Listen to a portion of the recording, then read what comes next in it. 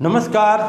स्वागत है प्यारे बच्चों आप सभी का आपके अपने इस चैनल माई कॉमर्स क्लास में। मैं हूँ लाल सर और आज हम अर्थशास्त्र से संबंधित फिर एक नए टॉपिक के साथ उपस्थित हुए हैं।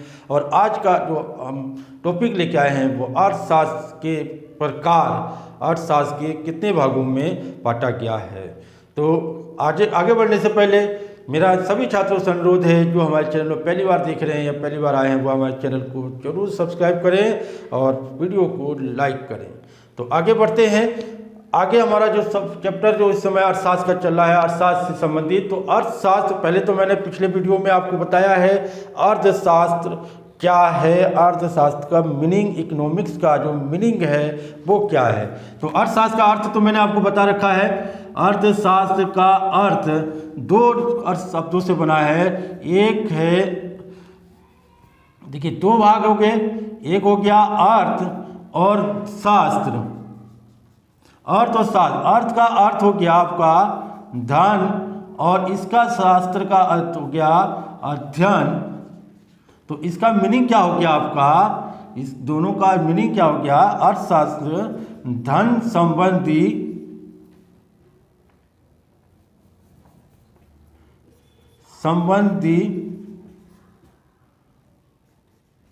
समस्त क्रियाओं का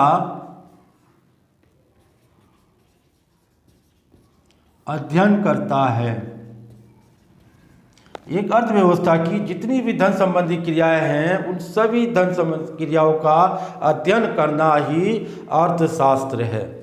लेकिन यहाँ हम बात कर रहे हैं अर्थशास्त्र के प्रकार यानी अर्थशास्त्र के भागों को। तो एक अर्थशास्त्र जो अर्थशास्त्र है उसको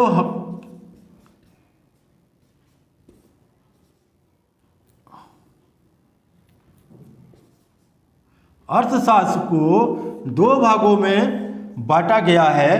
दो भाग कौन से हो गए, एक है व्यष्टि अर्थशास्त्र और दूसरा है समष्टि अर्थशास्त्र। समष्टि अर्थशास्त्र, देखिए व्यष्टि अर्थशास्त्र को सूक्ष्म अर्थशास्त्र भी कहा जाता है और अंग्रेजी में इसको माइक्रो इकोनॉमिक्स कहते हैं। और समष्टि अर्थशास्त्र को बृहद अर्थशास्त्र भी कहते हैं। बृहद या फिर मैक्रो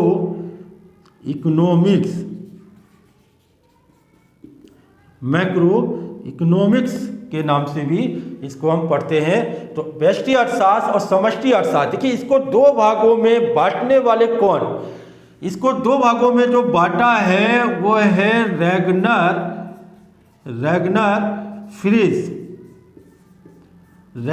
फ्रिश ने अपने अर्थशास्त्र का जब अध्ययन किया था उन्होंने अर्थशास्त्र को दो भागों में बांटकर बताया था कि अर्थशास्त्र में दो भागों को अलग अलग अर्थों के रूप में स्पष्ट किया था। लेकिन व्यष्टि अर्थशास्त्र और समष्टि अर्थशास्त्र को दो भागों में बांटने वाले कौन, रैगनर फ्रिश। याद रखेंगे बच्चों, तो पेपर में आपका जो पूछा जाता है ये कि अर्थशास्त्र के दो प्रकार कौन कौन से हैं और अर्थशास्त्र को दो भागों में बांटने वाले अर्थशास्त्री का नाम क्या है, रैगनर फ्रिश। तो याद रखेंगे रैगनर फ्रिश।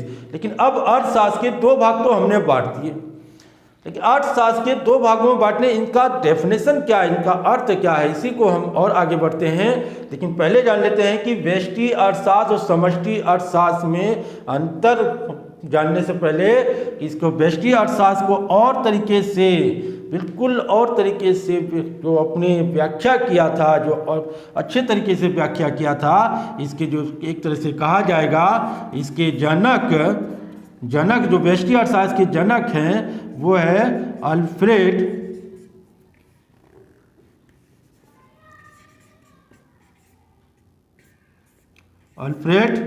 मार्शल। अल्फ्रेड मार्शल ने अपनी जो किताब है प्रिंसिपल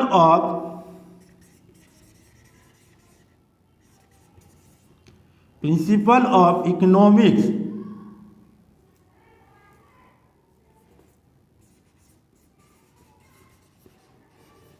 इकोनॉमिक्स में इस व्यष्टि अर्थशास्त्र की व्याख्या की थी।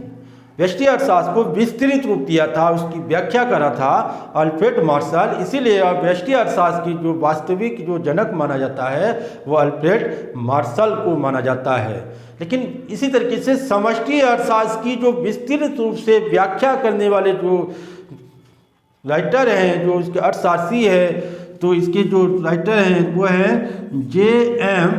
कीन्स। J.M.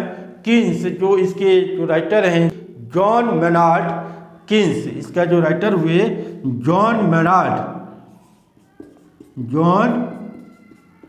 मेनार्ड कीन्स, इसके जो राइटर जिन्होंने अर्थशास्त्र की जो व्याख्या की थी, जिसको जो विस्तृत रूप दिया था, इसकी जो एक्सप्लेन किया था अच्छे से, वो J.M. कीन्स यानी कि जॉन मेनार्ड कीन्स को इसकी क्या माना गया, जनक माना गया। अर्थशास्त्र की जो समष्टि अर्थशास्त्र के जो जनक हैं J.M. कीन्स या जॉन मेनार्ड कीन्स को माना जाता है। तो इसके बाद अब इन्होंने जो अपनी इसकी जो पुस्तक है, इनकी जो लिखित जो पुस्तक है, पुस्तक का नाम क्या है? उनकी पुस्तक का नाम है the general theory of employment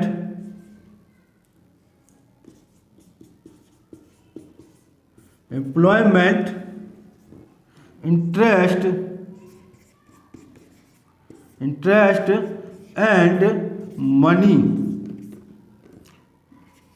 तो इनका जो किताब है, इनकी जो पुस्तक है कि इसमें the general theory of employment interest and money, जिसमें इन्होंने अर्थशास्त्र जो समष्टि अर्थशास्त्र है इसकी विस्तृत रूप से इसकी व्याख्या किया था और इनके बारे में इन्होंने लिखा और इसके बारे में बताया कि व्यष्टि अर्थशास्त्र क्या है। तो इतनी जो पुस्तक है जो जिन्होंने लिखा था 1936 में, और इन्होंने जो प्रिंसिपल ऑफ इकोनॉमिक्स का जो सिद्धांत जो अल्फ्रेड मार्शल ने लिखा था, ये लिखा था 1890 में, इन्होंने लिखा 1890 में। तो यहाँ पर क्या हो गया, दोनों के बारे में मैंने आपको बताया। बहुत ही इंपॉर्टेंट चीज़ है, बहुत ही इंपॉर्टेंट जो आपको बोर्ड के एग्जाम में पूछा जाता है कि क्या अर्थशास्त्र के जो, जैसे तो अर्थशास्त्र के जो जनक है, देखिए एक चीज़ और मैं यहाँ बता दूँ, अर्थशास्त्र के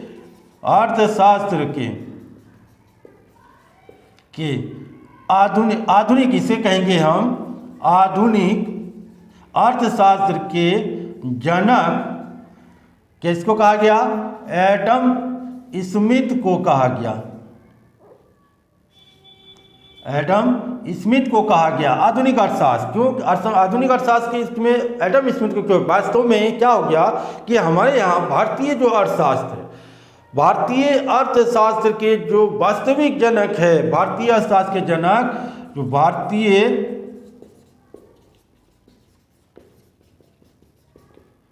अर्थशास्त्र के जो जनक किसको कहा गया? चाणक्य या कौटिल्य, इनको जो कौटिल्य भी कहा गया था, कौटिल्य या फिर विष्णुगुप्त, इनको विष्णुगुप्त के नाम से भी जाना जाता है।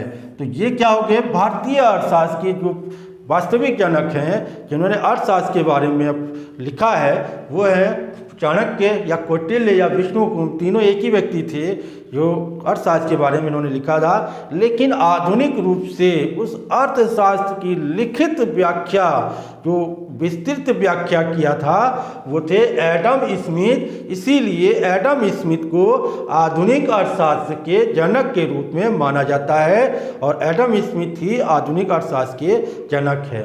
लेकिन अर्थशास्त्र को दो भागों में बांटने वाले कौन?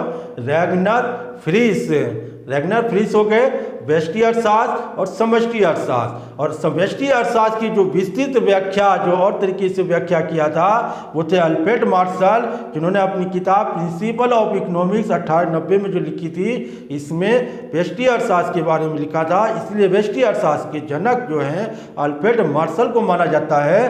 लेकिन समष्टि अर्थशास्त्र को जो विस्तृत व्याख्या दिया था समष्टि अर्थशास्त्र को विस्तृत रूप से जो लिखा था J.M. कीन्स यानी जॉन मेडान कीन्स, जिन्होंने the general theory of employment interest and money 1936 में लिखा था, जिसमें समष्टि अर्थशास्त्र को विस्तृत रूप दिया था।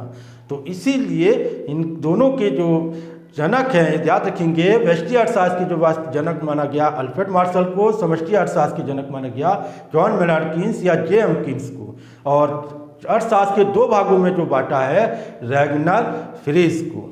ठीक है बच्चों, तो आज के लिए इतना ही है। अगली वीडियो में फिर हम मिलेंगे, इन्हीं दोनों के बारे में विस्तृत जो व्याख्या है, इन दोनों के जो अंतर है, इन्हीं अंतर को हम अगली वीडियो में पढ़ेंगे। तब तक के लिए सभी छात्रों को, सभी बच्चों को मेरा प्यार भरा नमस्कार, धन्यवाद, थैंक यू।